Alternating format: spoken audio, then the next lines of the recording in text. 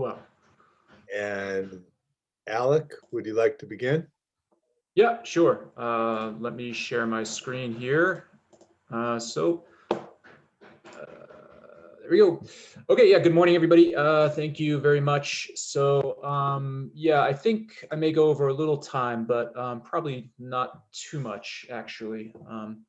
So basically, this is going to kind of involve three main points. And the first thing I'll talk about is using a couple of special search operators in the search engine of your choice. I've tested these with Google, but they should work with most other modern search engines. Then we'll kind of talk a little bit about reputation and trustworthiness, and then I've got some lesson ideas. So this was really kind of born out of a second year writing course that I teach at Conda. And I've noticed that when I ask students to just kind of look for sources for papers themselves, uh, as you might imagine, I get all kinds of interesting articles and videos and tweets and social media postings and all kinds of different things, which are sometimes not quite so fitting for what I have in mind when I ask for sources in a paper. So I realized I kind of need to spend some time teaching students this. And then I kind of started stretching this out to other classes, a debate class that I teach in the general program, and even a little bit in some of the ESL, general ESL courses, although not so much with them. But I think, as you'll see, there are definitely some ways to extend a lot of this stuff out. So why this? Well, I'm sure, as you know, young people are getting more and more of their news from social media: Facebook, Instagram, Twitter, even YouTube. And not just young people either. Even those of us with a few gray hairs are probably getting more of our news online than we used to. And obviously, I think we would all kind of agree that this trend is more than likely to continue than it is to decline.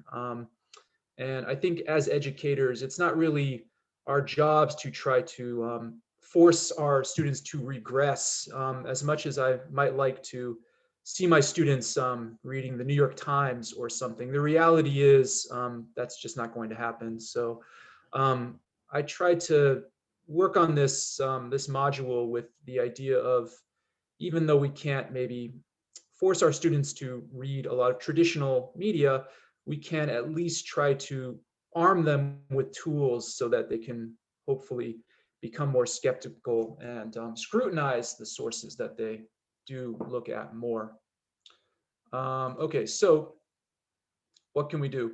So there's three powerful, I say, search operators, and you may, depending on your knowledge and experience of using search engines and using Google to do research, you may kind of already know these. And if you do, you probably also know that there's quite a lot more than just these three. So I do sometimes get asked, well, why just these three? Why not, some of the other dozens of search operators that exist? And I think the reason why is I find personally I end up using these three the most to narrow and refine my searches. And I find that these three are not easy to understand necessarily, but they lend themselves well to examples, and they pair very well with each other. And just overall, they kind of seem to really have the most effect for me, and I think for a lot of my students as well. I don't want to overwhelm my students either. Three operators seems to be a good number. Many more than that, and they start to become confused. When I first started teaching these operators, I would just kind of link to a website that just kind of listed them all with a brief explanation. And as you might imagine, students became very confused. So focusing on these three is, I think, probably the best bet. Okay, so cite : is the first one. Just a brief explanation if you don't know what it does. It basically tells the search engine, hey, I only want results from this specific website or this specific domain. So you can, for example, if you want to look up the Israel-Palestine conflict, you might only want results from CNN.com, then you would say, okay, site : CNN.com. Now Google will only, or another search engine, I shouldn't just focus on Google. The search engine will then return results only from CNN.com. Similarly, maybe you're looking up coronavirus and you would only like .gov results, then you would do site : .gov. And that will actually give you any government website. You can, of course, use these for other countries' domains rather. So if you want to do like jp.go, you'll get Japanese government websites instead. The minus sign is used to omit terms. So if you say orange minus fruit, you're going to get results that are not related to fruits, maybe some orange company or orange box or something like that. Mars minus rover is going to give you results about Mars, but you won't get anything about the Mars rover in the title or the page. And then the final search operator is the double quotation marks. As you might have guessed, this is going to return results with the exact phrase inside the quotes. So if you were to search for Apple, double quotation, Steve Jobs, you'll get Apple results, but only the ones where Steve Jobs is mentioned, again, either in the title or the page itself. Gun control with double quotes, background checks, you'll only get gun control results with the exact phrase of background checks in it. Yes, you can definitely combine them, and you should. I'll kind of circle back around to this, but again, just to give you some examples, this is one I commonly use when I'm doing searches. The minus sign plus site : is going to tell the search engine you don't want any results from that domain or that website. Sometimes when you're doing research, maybe you only want things from like .edu or .gov or .org, but you don't want any commercial, websites. So you could tell it minus site : .com. Or if you want to use the double quotes in the minus, you would maybe say Mars minus double quotes Elon Musk, and then it will return results about Mars where Elon Musk is not mentioned. Okay, so definitely you can combine them and you should. Okay, so that's kind of just briefly about the search operators. Again, I don't know people's level of knowledge of using these. Some people, this is kind of like duh. Other people, maybe this is the first time you're hearing it. So that's kind of why I just like to spend a little time going over the basics before kind of diving into what is probably a little trickier, which is checking websites out for reputation and reliability. Yes, unfortunately, you do have to kind of rely on other websites to check reliability. So which are okay to use is a common question that students ask me. And depending on the level of their English, if it's kind of a more advanced class, I tend to turn this into an assignment where I kind of ask them to come up with some websites that they think would be good for checking for reliability, bias, that kind of thing. If they're kind of more intermediate, I might give them a list with some, red herrings or some bad websites and some good ones, and kind of ask them to use the tools to figure out which ones are good websites. Otherwise, if you don't feel like doing that, if you don't have time, generally speaking, Snopes, Wikipedia, Media Bias Fact Check, Reuters, AP, those are all, I think we would agree, good websites for checking reputation. So kind of, again, decide based on the needs of your student, the need and the purpose of the class, how you want to approach this. When I check reputation reliability, I tend to like to check both the website and the author, because sometimes you might find a website that doesn't have a great reputation, but maybe the author does, or the opposite, or in some cases, maybe both are bad, or of course, sometimes an article does not have a listed author, or the author is not so famous. So there's different ways that we kind of need to consider reputation and reliability when looking at a website. And so the first example is kind of a tricky one, but I'll show it to you because I think it's kind of interesting. I'm going to stop sharing for a second, and then I'm going to hit it again because I've got this saved on my browser. So give me 1 second here. Just need to get this open. And let me scroll up to the top. Okay, so here it is. So I know we look at this and we say, oh, the American conservative. Well, I know what that's going to be about. I mean, yeah, we do, but our students maybe don't. So for them, it's kind of necessary to maybe look a little deeper. So what I tell my students is, okay, there's the, look for the author name. Okay, it's going to be around the top. It's going to be around the date. Here's the title, right? They can locate all that stuff usually. And then I tell them, okay, make a copy of the name, right? Copy the name down. This guy's name is kind of interesting. Turns out he's not originally from the US, which is why he's got that name. Maybe stick it into Notepad or write it down by hand. Okay, now you got the author's name. And then look at the website itself, get the name of the website. Okay, again, maybe write that down too, right? The American Conservative. And then start looking at the website itself. This website does have an About Us section. So we're looking for things like about, or maybe a contact, about us, publication info, who we are, and so forth. So I tend to tell my students to look around for those things. I found that a lot of students don't know how to use find on their computer. They don't know about the magic of Control F. So that's another little thing you may want to teach them, because obviously it makes finding the About page a lot easier. Some websites tend to hide this, so it's not so easy to find.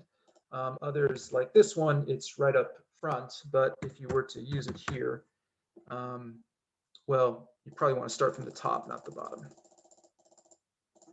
And there it is. But in some cases, it's in the bottom. So you can click on the About, and actually, they are pretty upfront about who they are. They don't try to hide their conservative bias, which is fine. It's up to you how you kind of want to tell the students about bias. I tend to tell my students to avoid it, of course, but if they want to include something that's biased one way, it might be a good idea to then try to include something on the other side to balance it out. So this right away would kind of make me a little bit concerned that they are obviously kind of more right-leaning. But to take it further, you would then maybe go into the search engine of your choice. I'll just, again, use Google here just to keep it simple. And oh, let me clear this out. And a really easy way to check this is, oh, there's all my search history, is you can look up the name of the publication, which is, okay, the American Conservative, and look up reputation. Yeah, it's probably a good idea to say minus site. This is an example of how this kind of gets scaffolded to the next lesson. Minus site, the American Conservative.com. That way we can make sure that it will omit any searches from that actual website. And yeah, there's Wikipedia, there's Media Bias Fact Check. I'm not going to go too deep into this, but if you look on Media Bias Fact Check, that's probably a good enough thing to look at here, and does confirm that they are kind of right-leaning. So that's, again, for me, that would be kind of a bad sign. And I thought this was kind of interesting that they're listed as mostly factual, which maybe not. But basically, I would say for students that, given the bias, this is probably a source you would want to be very careful with using in most cases, and maybe question some of what they're saying, since it isn't really neutral. Wikipedia is also okay for this as well. And I'm not going to look at the author just because of timing, but in class, I would probably also encourage students to check out the author. Actually, he's kind of an interesting fellow. If you don't know who he is, he doesn't really have any major reputation problems, although, again, he is kind of associated with more right of center publications and universities. So for most of my classes, I would probably say to try to avoid that kind of bias. So I'm going to open up the second example here that's in the slides, which again is down here. This one is, again, for us, you'll probably look at it and say, well, like, duh. But again, for the students, I've gotten results like this in the past. So that's why I kind of share it. So right away, right, it looks very professional, right? So, you know, this guy is not famous enough to do research on, and this website is just a WordPress blog. So if you look for a reputation on this, I would encourage my students to try, but basically you're not going to find anything. And so then the question students ask is, okay, well, if there is no reputation for a website for author, is it okay to use? Is it trustworthy? And my answer is probably no, but you should also look and see what they're claiming and what kinds of sources they have, right? So this is where you kind of have to go beyond the basic reputation check and actually skim the article itself a little bit. And if we do that, what we're going to find is that basically this person mostly sources to this, where is it? Oh yeah, the whatfinger.com, this website here, okay? And if we open that up, if it opens, oh, there it goes.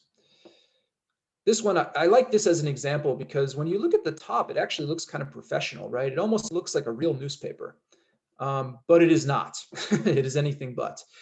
And again, if you check this for reputation, I'm not going to just for timing, but if you kind of use the same thing, the same tools we did with American Conservative, you're going to find that this has a very low reputation indeed, that it is known as spreading fake news, as a former president would say.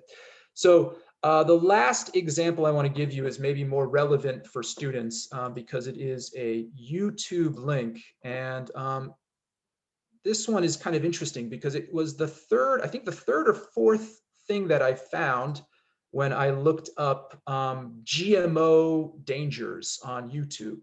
So I should mention, Google's actually getting pretty good about filtering out a lot of kind of lower quality websites and sources, but YouTube not quite so much. And if you go and look for something like GMO risks or GMO dangers, you might, if you're very lucky, find this video. And I'm just going to play a little bit of it just to kind of show you what's about. It's not very long. I'm not going to play the whole thing, though. I just want to get to one point and then we'll move on. Right away, the dramatic piano music. Whenever you hear that. In September 2012, the first long-term study on the effects of GMOs being consumed by live organisms was completed. The results were disturbing. GMOs turn food into poison. Yes, that's right. GMOs turn food into poison. Oh my. Well, you know, students might come across this and think like, hey, maybe there's something to that, right? Maybe GMOs are poisonous. So again, I would kind of look at this and look around, encourage the students to kind of check for authors or publishers or something. In this case, obviously YouTube has a lot of filler content, so you kind of have to be careful. The comments section can be interesting sometimes, but I usually tell students to avoid the comments because you really kind of don't know who's there. But this is useful because actually the creator of this video, were very kind enough to link us to this website. And so if we check it out, we get to this naturalnews.com and this guy, Mike Adams. So again, it looks like maybe a normal website, I suppose. It's got an about us, it looks okay. But if we go into Google again with this and we maybe check out the reputation, whoops, of of this website. Again, using the same tools, natural news, site colon naturalnews.com. So we want to omit natural news itself. We just want to look at reputation, right? First thing that comes up is Wikipedia. Maybe we can take a look and see what Wikipedia says. I know in writing classes, using Wikipedia as a source is frowned upon, but for checking reputation, it's actually pretty good. And I encourage my students to look for a criticism or controversy section. If a source has that, it's a pretty good sign that it's going to have problems. And indeed, if we click on it, wow, it's very long and it's got a lot of issues, right? So students don't need to read all of this, but the fact that you can see words like pseudoscience and hostility to science-based medicine and other comments, 10 worst anti-science website, lots of things on here that are kind of should be red flags, right? And so again, with a little digging, we can kind of see that sources like this would definitely not be okay, and we should kind of be worried. Okay, so I'm going to kind of push on here to just the third part of my presentation because I know I don't want to go too far over. And so some things, I got a couple lesson ideas. The first one is I've made this kind of Kahoot. I don't know if you guys have used Kahoot before, but students seem to enjoy it. So I'm going to just show you the basic page and just kind of show you what it's about. So it's just got basic questions. What causes a cold? Does blood type determine personality? Right, that's a very common. I guess that's a fairly common belief in Japan. Where was sushi invented? That one I just like to mess with the students a little bit. And so this I use as a warmer sometimes because it kind of primes the students so they sort of understand maybe why we're going to be talking about the topics of the search operators and checking reputation. And then from there, what I find is kind of a good extension of that is to then have them consider, let me go back to my slides, then have them kind of consider some other myths or common misconceptions and research them. So, maybe they can look into the blood types, and I encourage them then to use the search operators to do research on it and see kind of what the truth is. Another idea is you can give students several URLs to different articles and videos and have them tell you which ones might be reliable or trustworthy for a certain topic or just in general. Another thing I've sometimes done, as I mentioned previously, is don't tell the students what websites are safe for checking reliability. Just kind of give them maybe a list and have them figure it out themselves. And then finally, I think this one is more, I haven't done this yet, but I was going to actually do this in one of my ESL classes, is you give them tweets or Instagram posts or something else from maybe popular celebrities or influencers. And ones obviously where the influencer, the celebrity has made a factual claim, obviously, and then have the students research them and see if there's any truth to it using, again, some of the tools that have been discussed. And that's kind of about it in a nutshell. So, okay, yeah, no questions until later. Right, okay, so that's it. So I will take your questions later. Thank you very much. Great. Thank you very much, Alec. Very interesting and useful presentation. And as you say, we will have some questions time for that after our second presentation. So